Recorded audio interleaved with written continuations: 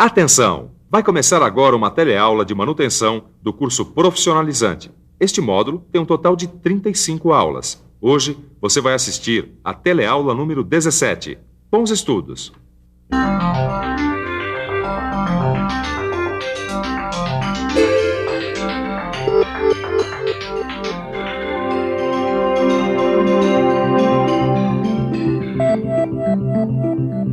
Nas últimas teleaulas você viu como desmontar e montar conjuntos mecânicos.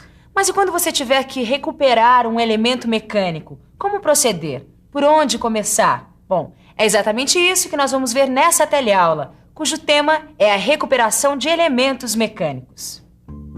Na teleaula de hoje você vai ver como são feitas as recuperações de subconjuntos com movimentos, como se recuperam eixos, de que maneira os mancais devem ser recuperados. E, por fim, você vai ver como recuperar engrenagens.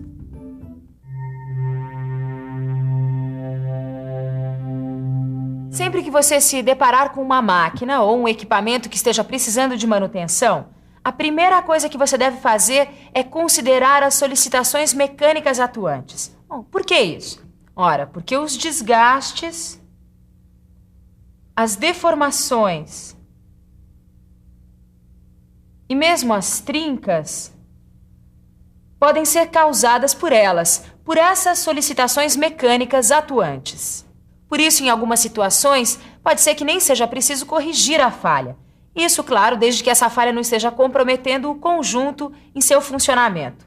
Isso você vai encontrar muito quando mexer com equipamentos mais antigos, cujas estruturas eram construídas para suportar erros e omissões de projeto. Mas e quando isso não ocorrer? Quando você tiver que efetivamente recuperar alguma peça? No caso dos subconjuntos com movimentos, como proceder? Existem dois aspectos que você deve considerar sempre que for recuperar subconjuntos que possuam movimentos: a resistência estática e as condições dinâmicas do conjunto. Com relação às solicitações dinâmicas, você deve observar as seguintes características: a resistência às vibrações, o desbalanceamento, os desgastes provocados pelo atrito. Mas isso não é tudo. Você também não pode esquecer dos tratamentos térmicos, da geometria das peças, do acabamento superficial, da exatidão dimensional nas regiões onde os componentes vão estar em movimento. Mas vamos ver isso tudo mais de perto, começando por analisar a recuperação de eixos. Eu acabei de chegar nessa fábrica e olha só o que eu encontrei. Um eixo que precisa ser recuperado. O que fazer diante de uma situação dessas? Ô, Tadeu, por favor, que procedimento eu devo usar na recuperação dos eixos? Bom, para começo de conversa, a gente precisa definir alguns parâmetros. Como assim? A gente precisa analisar as condições de trabalho de um eixo, conhecê-lo melhor. Saber quantas rotações por minuto ele executa, as condições ambientais em que ele opera, se a lubrificação é eficiente e o tipo de pressão que ele exerce ou suporta. Tá, e agora? E agora que a gente já tem todas essas características e solicitações de trabalho, é preciso definir qual o tipo de material que vai ser utilizado e qual o processo de recuperação que vai ser usado. E de quantas maneiras é possível resolver o problema que um eixo danificado pode causar? De duas. Ou você constrói um eixo novo ou reconstitui o que está danificado. Se você for construir um eixo novo, ele deve ser usinado com sobremetal suficiente para permitir uma retificação das dimensões desejadas. E se for o caso de reconstituir o eixo? Aí você tem duas opções: por soldagem ou deposição metálica. Ô Tito, você sabe que eu preciso recuperar esse eixo por soldagem, né? Agora, como é que eu faço isso, hein? Olha, Caio, eu gostaria de entender um pouco mais desse assunto para poder resolver o seu problema, viu? Já sei.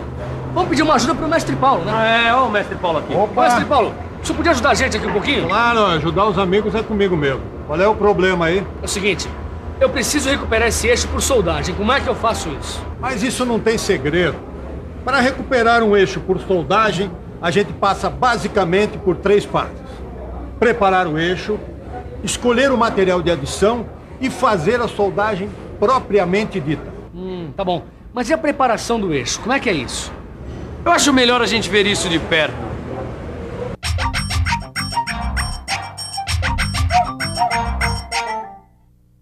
Para preparar um eixo, a primeira coisa a ser feita é examinar a área onde se deu a deformação.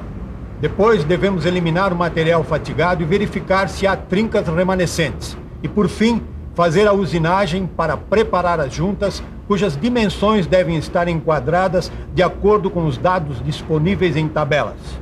Dessas tabelas aqui, é isso, mestre Paulo? Perfeitamente. Tá bom, e agora? Agora a gente tem que escolher o material de adição, que deve ser de elevada resistência mecânica. Tudo bem, mas qual é o processo de soldagem que a gente vai usar? O processo de soldagem mais eficiente é o elétrico, com eletrodos revestidos. Tá bom, e como é que se faz isso? Muito bem, eu vou explicar. Para soldar eixos, você deve proceder da seguinte forma. Efetue a montagem de forma que as partes unidas possam girar após a soldagem. Estabeleça a temperatura de pré-aquecimento em função do material a ser soldado. E durante a soldagem, não se esqueça de manter a peça na temperatura de pré-aquecimento, pois o superaquecimento pode deformar a peça. Por exemplo, se um eixo estiver deformado por ter sido soldado a uma temperatura muito elevada, não tente endireitar a peça numa prensa, porque se isso for feito, a estrutura da peça estará comprometida, gerando consequências imprevisíveis. Mas como evitar esse tipo de deformação? Bastante simples. Basta efetuar a soldagem por etapas e sempre numa sequência adequada. Além disso, deixe sempre a solda esfriar lentamente, o que vai evitar choques térmicos. Mas a soldagem não é o único meio que temos de recuperar eixos. Eixos desgastados pelo trabalho, como esse aqui, podem ser recuperados pelo processo de deposição metálica. É um processo que pode ser feito a quente ou por via eletrolítica. Mas independente do processo escolhido, o que é importante é que as superfícies a serem recuperadas estejam adequadamente preparadas, ou seja, a cilindricidade e o acabamento dos eixos deve estar compatível com o processo de deposição metálica que vai ser realizado. No caso de deposição de cromo duro por eletrólise, deve-se retificar a superfície a ser recuperada. Isso para que a película de cromo se deposite de modo regular e uniforme, e não se rompa quando solicitada por pressões elevadas. Além disso, você também não deve utilizar uma película de cromo duro muito fina, evitando assim que ela venha a descamar quando a peça entrar em serviço. Para obter uma película de boa espessura, é necessário fazer um rebaixamento prévio na superfície que vai ser recuperada. Além dos eixos, que você acabou de ver como devem ser recuperados, existe um outro elemento mecânico muito importante que tem particularidades em relação à sua recuperação. É o mancal de rolamento. De cara, eu já vou adiantando uma coisa. A etapa mais importante na recuperação de um mancal de rolamento é a preparação das superfícies. É fundamental que as superfícies estejam compatíveis com as especificações dimensionais dos fabricantes, incluindo as rugosidades especificadas. Ô Tadeu, como é que a gente faz a recuperação dos mancais de deslizamento? Como você sabe, existem vários tipos de mancais de deslizamento, como esse aqui, ó. E alguns deles apresentam uma película de material anti-fricção, que a gente chama de casquilho.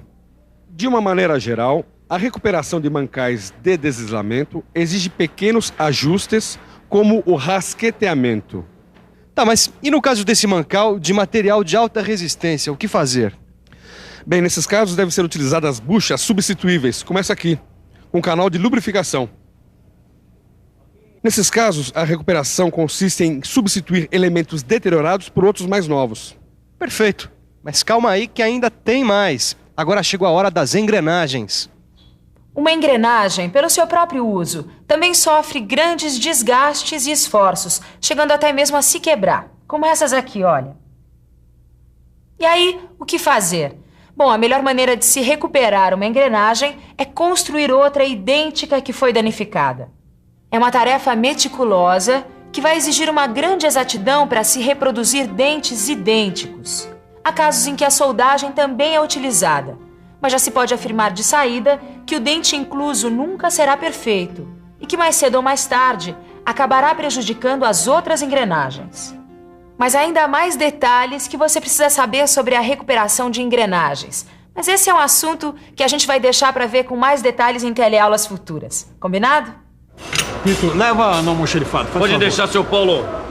Ô, mestre, por mim tudo bem deixar a recuperação de engrenagens para depois. Mesmo porque o que está me interessando agora é a recuperação de roscas. Olha, dá só uma olhada aqui, ó. Um parafuso que foi quebrado por cisalhamento do corpo e uma rosca interna que está espanada.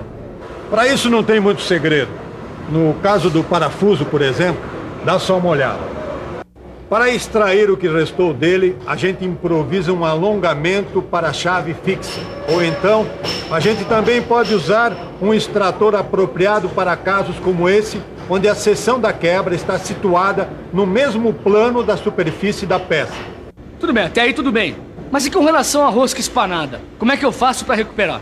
Existem várias maneiras de se recuperar uma rosca interna variada. Uma delas consiste em alargar o furo da rosca e colocar em seu lugar um pino roscado.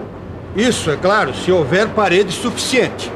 Veja que, conforme foi dito, a gente tem aqui parede suficiente para alargar o furo roscado e colocar um pino, que, como este aqui, deve ser faceado e fixado por solda ou chaveta. Feito isso, o pino deve ser furado e roscado com a medida original da rosca que está sendo recuperada. Satisfeito? Por enquanto sim. Mas isso não é tudo. Porque existem ainda outras maneiras de se recuperar roscas. É isso mesmo. E uma dessas maneiras, ainda mais recomendável do que essa que você acabou de ver, é efetuar insertos na rosca, ou seja, colocar elementos de fixação que a gente encontra disponíveis no mercado. Dentre esses elementos de fixação, nós temos o Kellogg's e o Helicoi. O Kellogg's é esse aqui. Veja que a bucha Kellogg's ela é roscada tanto na parte interna quanto na externa e possui 2 rasgos conificados e um rebaixo, além de um anel e 2 chavetas que servem para fixá-la após o rosqueamento. Mas além do Kellogg's, a gente encontra o inserto do tipo Helicoi, que é uma espiral de arame de alta resistência com essa forma romboidal. O uso do Helicoi também não tem segredos. Só que neste caso, é preciso repassar o furo danificado com outra broca e rosqueá-lo com o macho fornecido pela própria Helicoi. Depois disso, é só rosquear o inserto com uma ferramenta especial. Repare como o aumento do diâmetro do material de base é mínimo. E então, viu como a recuperação de elementos mecânicos não é nenhum bicho de 7 cabeças? Mas para deixar tudo isso mais claro, que tal a gente dar uma boa revisada em tudo que aprendemos hoje?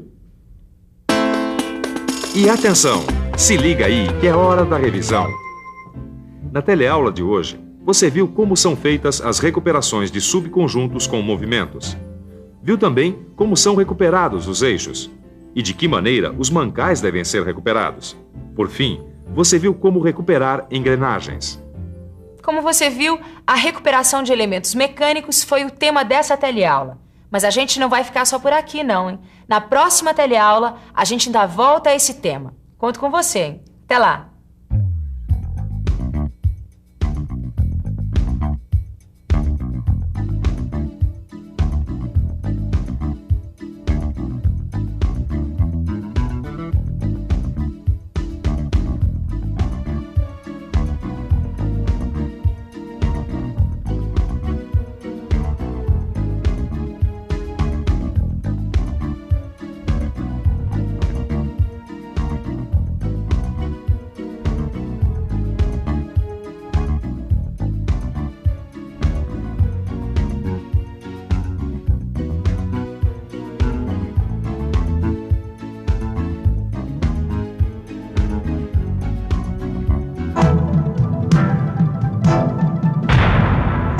Telecurso 2000, um programa de educação do Sistema Fiesp e da Fundação Roberto Marinho.